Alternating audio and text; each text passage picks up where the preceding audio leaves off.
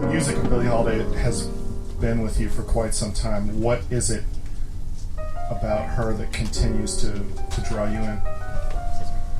Yeah, it's funny. This is also the 100th anniversary for Frank Sinatra. So you kind of have that's it, right?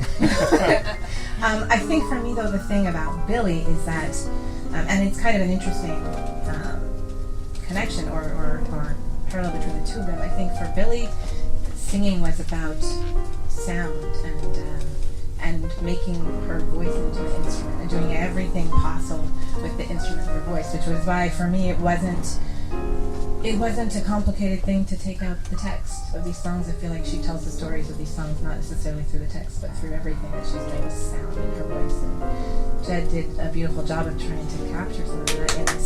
That's Jed Disler.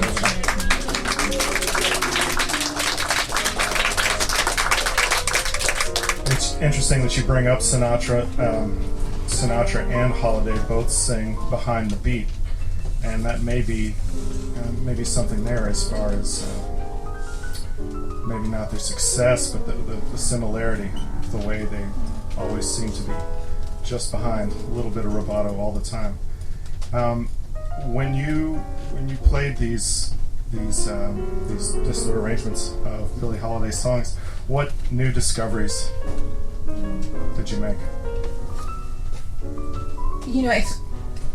I think more than discoveries, it was things that surfaced.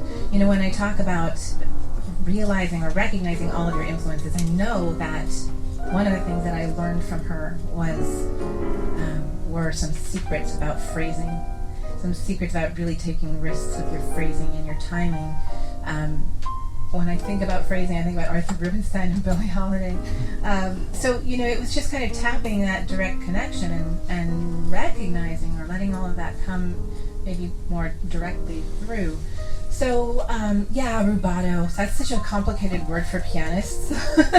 Why don't we talk about it for those of us who aren't pianists, and maybe you could explain rubato means, that you can mess around with the tempo. It means stolen, so you are stealing time from this note and giving it to that note, and it's a subtle thing because underneath it all is a pulse. You got to pay it back. Yes, got to pay that stolen time. Yeah. And for pianists, because we play with two hands, there's always a question of, where is that beat in regards to the melody? And I mean, as you're saying, Billie figured that out. I think it's giving that anticipation. That's something very powerful, but you have to do it so well. You have to do it really, really well. Mr. Disler would always put a little Holiday touch on the end of each transcription. Yes, absolutely, because she always had a fantastic way of paraphrasing the written melody. You hear it at the end of Ain't Nobody's Business, but I thought that would, in a way, be kind of a whimsical, unifying factor for the arrangements. Absolutely, I couldn't agree more. And since Mr. Disler brought up Impressionism, we had some Debussy tonight, and talk about how Debussy pairs with Holiday.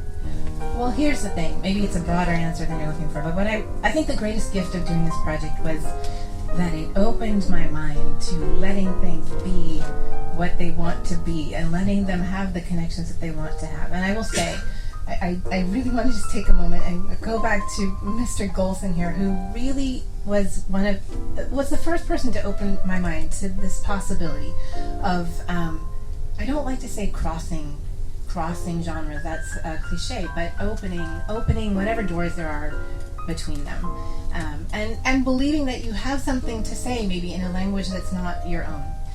When Benny and I first met, he had written a piece for piano. It's a classical piece, and he gave me the tremendous honor of being the first person to play it and record it.